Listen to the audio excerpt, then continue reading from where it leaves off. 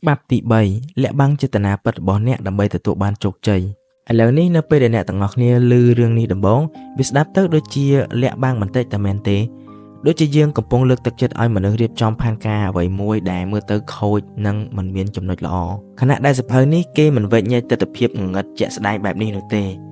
ការយល់ដឹងនៃច្បាប់នេះគឺសំខាន់ណាស់សម្រាប់ការរស់នៅប្រចាំថ្ងៃជាពិសេសនៅក្នុងកន្លែងការងារបើសិនជាអ្នកទាំងអស់គ្នាគឺជាបុគ្គលិកក្រុមហ៊ុនវារឹតតែសំខាន់ជាងនេះទៅទៀតតាមចំណុចសំខាន់នៃច្បាប់ទី3នេះបានអះអាងថាដោយរក្សាគោលដៅនិងចេតនាពិតរបស់អ្នកឲ្យលាក់កំបាំងអ្នកនឹងទទួលបានអត្ថប្រយោជន៍ដ៏ល្អមួយគិតមើលទៅបើសិនជាមនុស្សដឹងច្បាស់ថាអ្នកកំពុងតម្រង់ទៅរកអ្វីពួកគេអាចនឹងទស្សន៍ទាយចលនារបស់អ្នកដាក់របាំងការពារឬសូម្បីតែធ្វើការប្រឆាំងនឹងអ្នក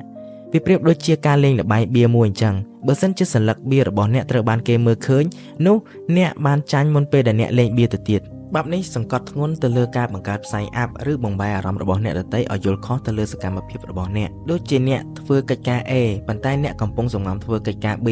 ហើយកិច្ចការ B នោះគឺជាគោលដៅពិតប្រាកដរបស់អ្នកនេះគឺជាវិធីដែលធ្វើឲ្យអ្នកគ្រប់គ្នានៅក្នុងក្រុមហ៊ុនឬស្ថាប័នផ្សេងៗទាយខុសពីគោលបំណងរបស់អ្នកតោះយើងមកបំបែរហេតុផលហេតុអ្វីបានជាច្បាប់នេះមានប្រសិទ្ធភាពខ្លាំងទី1បើសិនជាអ្នកគ្រប់គ្នាមិនដឹងពីគោលបំណងពិតរបស់អ្នកនៅក្នុងការចង់បានអ្វីមួយដើម្បីឈានទៅរកគោលដៅនោះមានន័យថាអ្នកក៏គ្មានឧបសគ្គរាំងស្ទះដូចគ្នាដោយសារតែមនុស្សគ្រប់គ្នាមានភាពទុកចិត្តទៅលើអ្នកទី2ច្បាប់នេះបានបង្ហាញថាអ្នកបង្កើតភាពភ្ញាក់ផ្អើលនៅក្នុងក្រុមហ៊ុនឬស្ថាប័នណាមួយនៅពេលដែលអ្នកធ្វើសកម្មភាពផ្សេងៗបង្កឲ្យមានការភ្ញាក់ផ្អើលទៅលើអ្នករាល់គ្នាជាពិសេសគូប្រជែងរបស់អ្នកនៅក្នុងក្រុមហ៊ុនមានន័យថាគេមានឱកាសនៅក្នុងការរៀបចំយុទ្ធសាស្ត្រដើម្បីការពារអ្នកឬក៏បង្កើតបទសម្ព័ន្ធឬក៏បកពួកដើម្បីប្រឆាំងនឹងអ្នកនៅក្នុងរំពេចនេះបើសិនជាអ្នកឲ្យអ្នកទាំងអស់គ្នាដឹងពីគោលបំណងពិតរបស់អ្នកមានន័យថាអ្នកចាញ់បាត់ទៅហើយចំណុចទី3វាធ្វើឲ្យអ្នកគ្រប់គ្រងនៅដំណើររឿង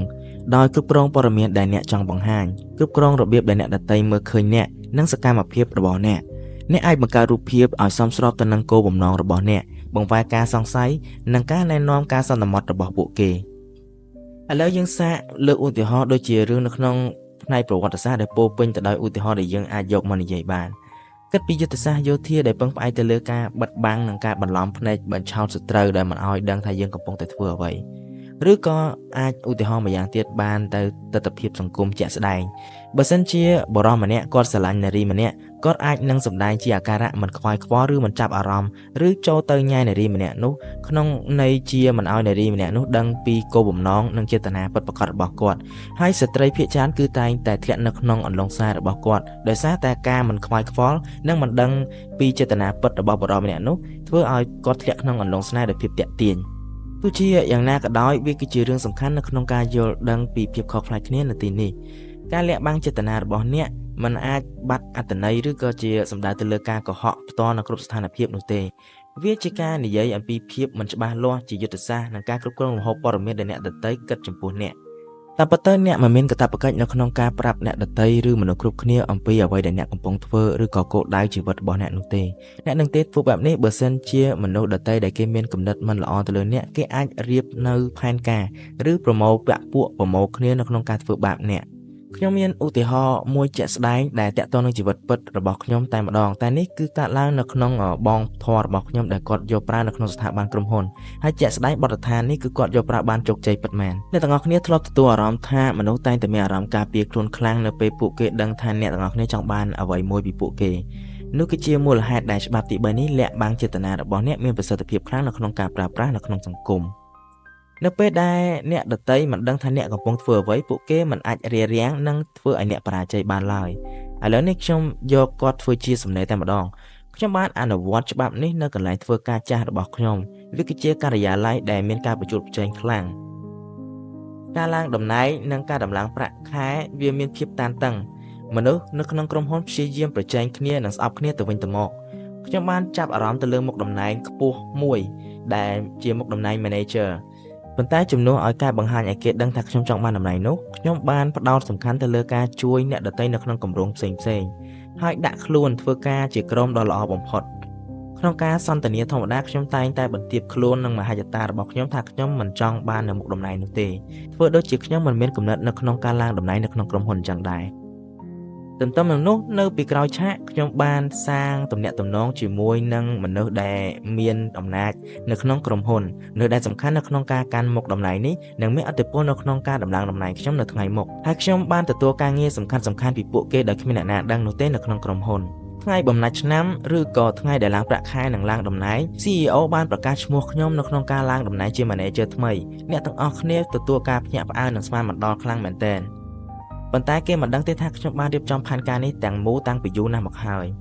យប្រសិនបើខ្ញុំនិយាយត្រង់ថាខ្ញុំចង់បានតំណែងនោះមនុស្សគ្រប់គ្នាអាចបង្កើតនៅភាពរារាំងឬបង្កើតបកពួកស្អប់ខ្ញុំនិងរារាំងខ្ញុំមិនឲ្យឡើងតំណែងនោះទេប៉ុន្តែដោយសារតែការលាក់បាំងនិងមិនឲ្យគេដឹងពីចេតនាពិតរបស់ខ្ញុំបានធ្វើវាដោយជោគជ័យប្រសិនបើអ្នកចង់មានអំណាចនៅក្នុងសង្គមចូលទុកភាពស្មោះត្រង់របស់អ្នកនៅមួយឡែកសិននេះគឺជាតថភាពសង្គមពិតហើយអ្នកទាំងអស់គ្នាគូរៀនពីចេតនាពិតប្រាកដនិងវឹកហាត់វាឲ្យមានជំនាញនោះអ្នកនឹងមានប្រៀបជាងអ្នកដទៃចូលអ្នកនិយាយពីក្តីប្រាថ្នាដែលគោលដៅរបស់អ្នកជារឿយៗតែគ្មានមួយណាពិតវិធីនេះព្រួយមួយបាញ់បានសត្វ3ទី1អ្នកបង្ហាញភាពជាមិត្តនិងទុកចិត្តទៅលើអ្នកដទៃ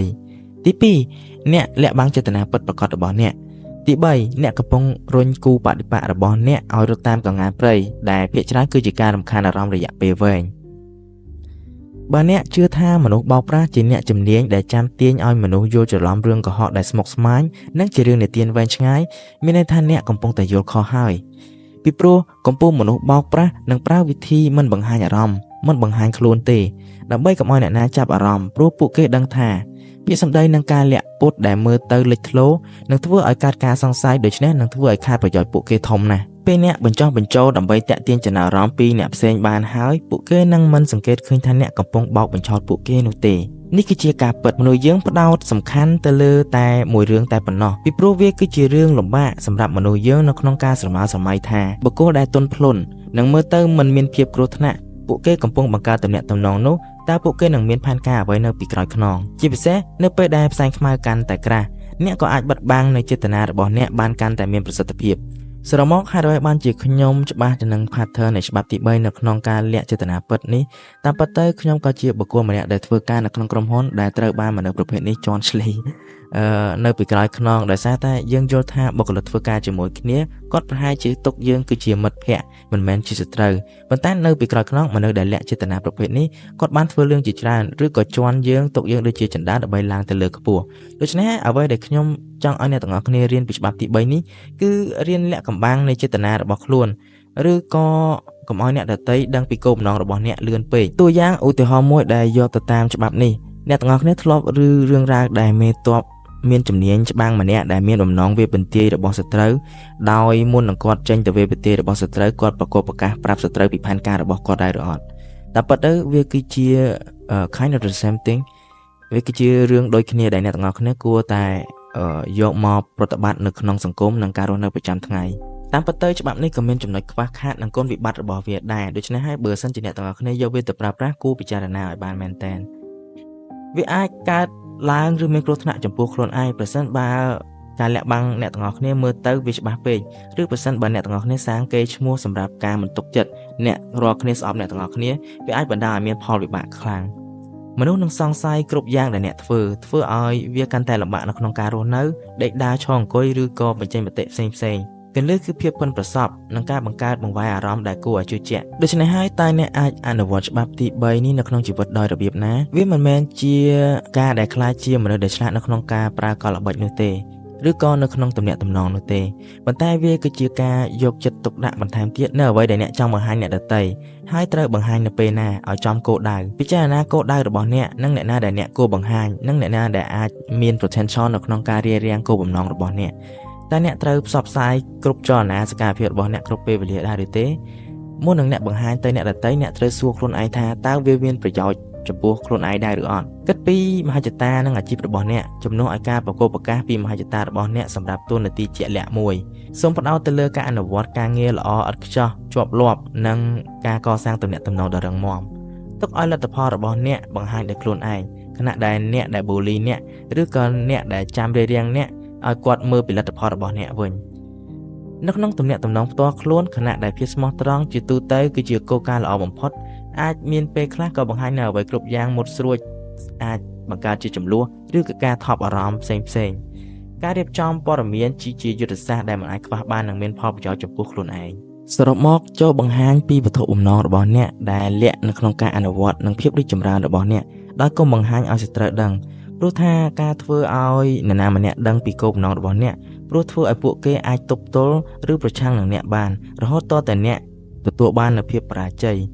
ដូច្នេះហើយខ្ញុំឃើញមនុស្សជាច្រើនដែលមិនទាន់នឹងទទួលបានជោគជ័យផងពួកគាត់ប្រាប់ពីគោលបំណងនិងផែនការរបស់គាត់ទៅថ្ងៃអនាគតវាទី1វាតាក់ទងទៅនឹងភាពខ្សោយបើសិនជាអ្នកទាំងអស់គ្នាមិនទាន់ធ្វើវាបានសម្រេចផងអ្នកទាំងអស់គ្នាប្រាប់ពីគោលការណ៍ប្រាប់ពីលទ្ធផលជំហានមួយថាអ្នកទាំងអស់គ្នាធ្វើមិនទៅកាន់អ្នកដទៃវាអាចជាភាពខ្សោយឬក៏បើសិនជាមនុស្សនៅស្អប់អ្នកគេអាចនឹងរារាំងអ្នកបង្កើតនៅភាពស្អប់ជុំវិញអ្នកបំបាក់ទឹកចិត្តអ្នកអីផ្សេងដូច្នេះហើយខ្ញុំលើកទឹកចិត្តឲ្យគ្នាយើងនៅពេលដែលយើងមានគោលដៅអ្វីមួយសម្ងំធ្វើវាតែម្ដងទៅចាំបង្ហាញមនុស្សគ្រប់គ្នានៅលទ្ធផលល្អជាងអរគុណអ្នកទាំងអស់គ្នាដែលស្ដាប់វីដេអូនេះពីដើមរហូតដល់ចប់ជួបគ្នាក្នុងវីដេអូក្រោយហើយកុំភ្លេចទៅ Subscribe YouTube Channel របស់ខ្ញុំផងដែលខ្ញុំដាក់ link នៅក្នុង bio